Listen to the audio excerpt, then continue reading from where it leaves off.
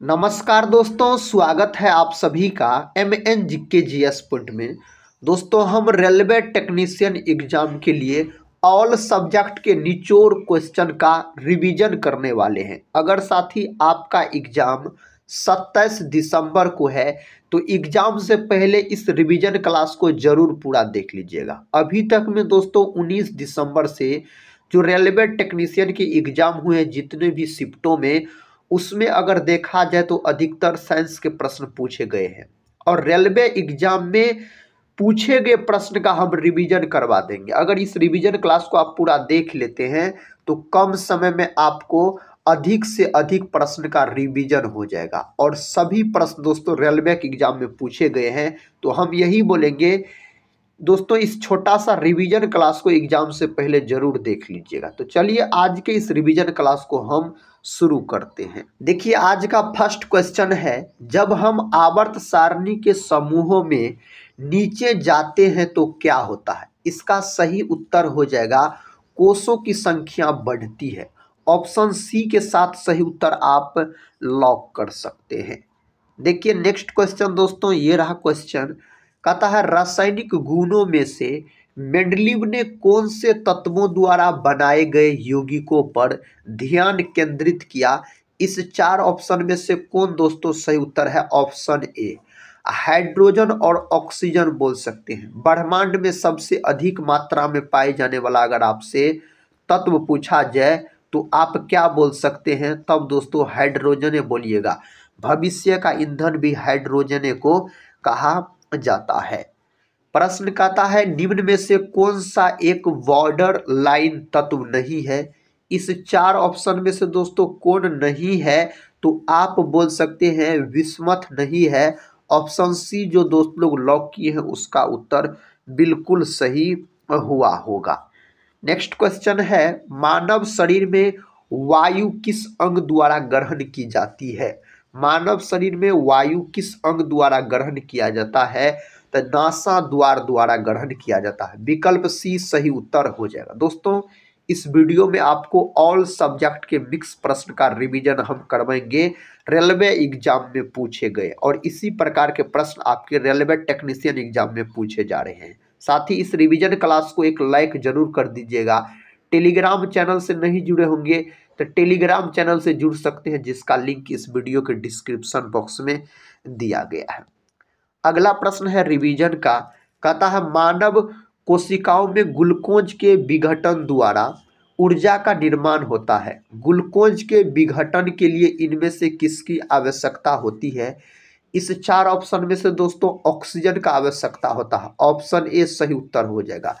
Glucose का अणुसूत्र पूछा जाए तो C6 है, H12 को O6 बोल सकते हैं। और दोस्तों आपके टेक्नीशियन एग्जाम में पूछे गए प्रश्न है जो दोस्तों जो ग्लूकोज में कितने अणु होते हैं, तो आप जोड़ दीजिए 6 + 12 + 6 सबको जोड़ दीजिए। जितना होगा साथी वही आपको उत्तर हो जाएगा। यह पूछा गया है आपको।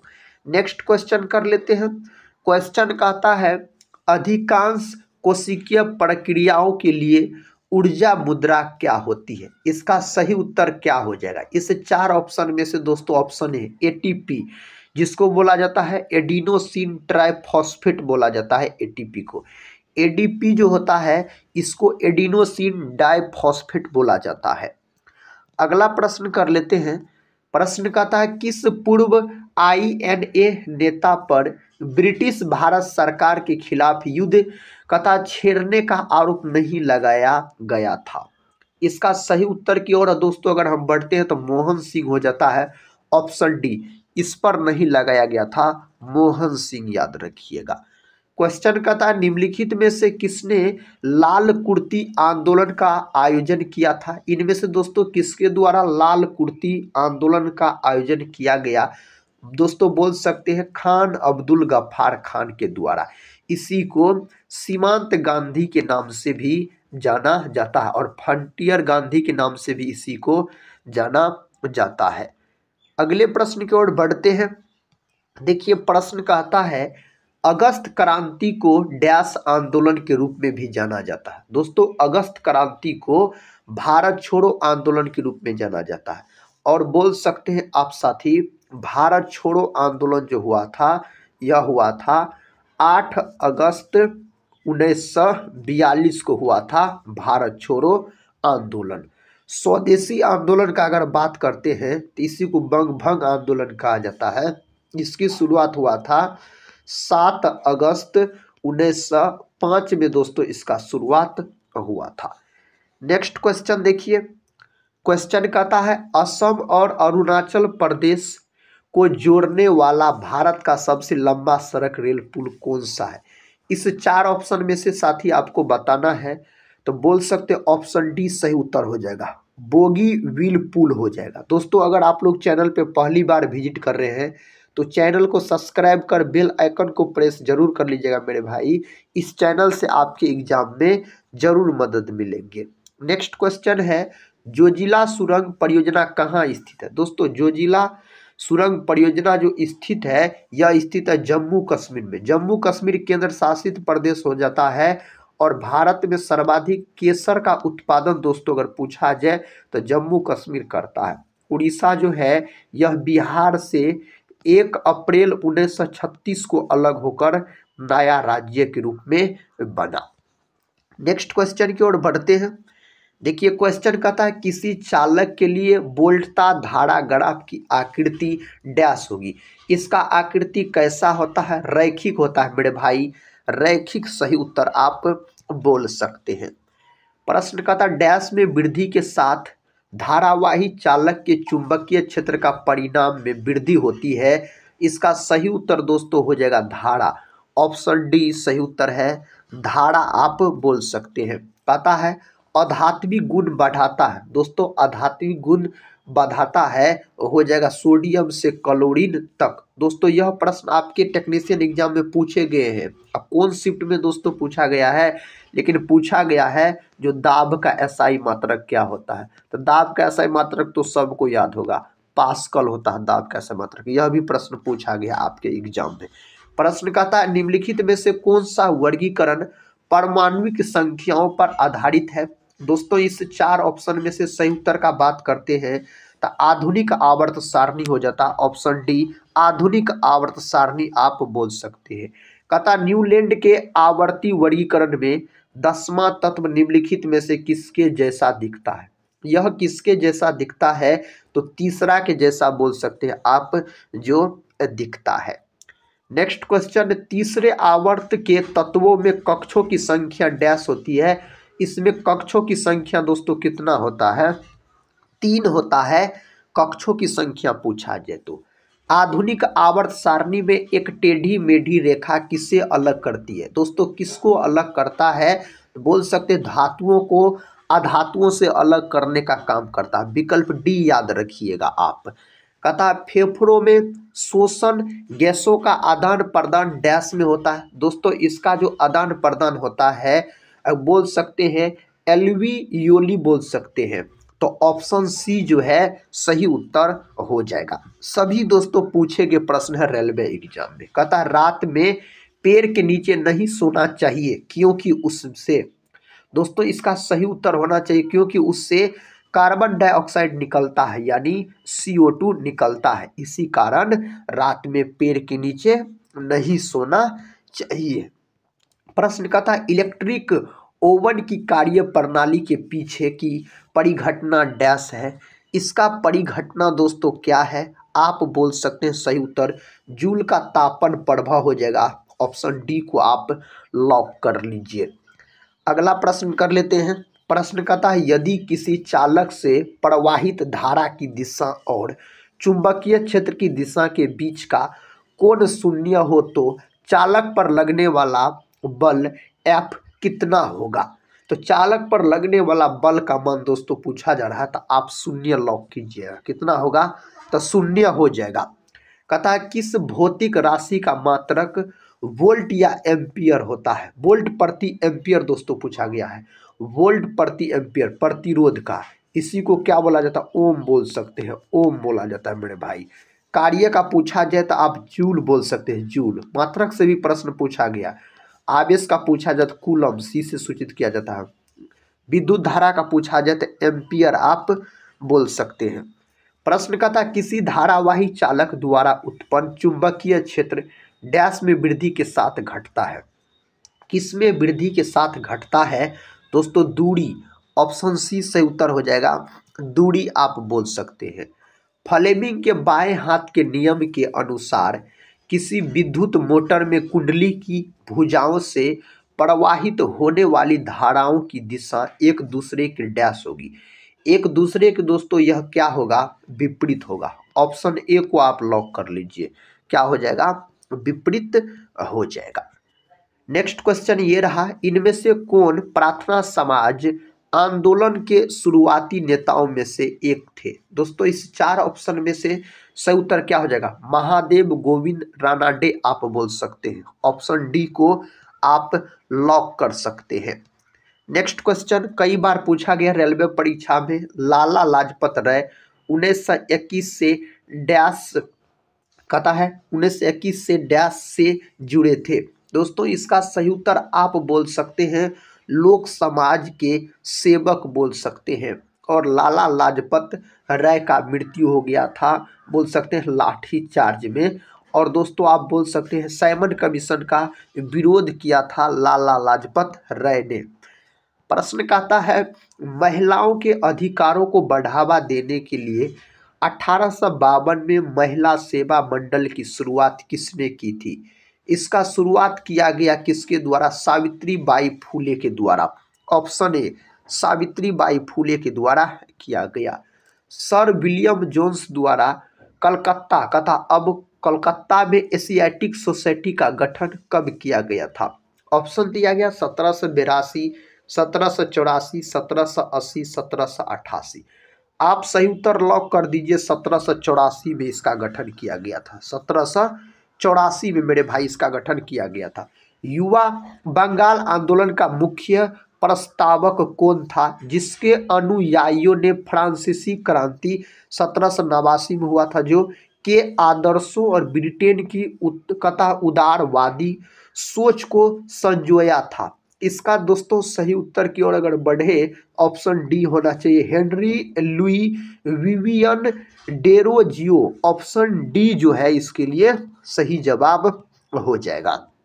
प्रश्न का था भारत का सबसे लंबा 6 लेन वाला नियंत्रित एक्सेस एक्सप्रेसवे कौन सा है? इसका दोस्तों सही उत्तर क्या हो जाएगा? सही उत्तर हो जाएगा Agra Lucknow expressway. Option C को आप लॉक कीजिए। दोस्तों एक बात आपको मानना पड़ेगा, पूछा गया प्रश्न अधिक बार साथी एग्जाम में पूछा जाता है।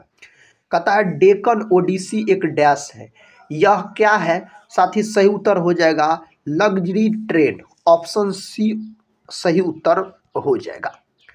अगला प्रश्न देखिए, कहता राष्ट्रीय राजमार्ग 48 NH 48 से फैला हुआ है।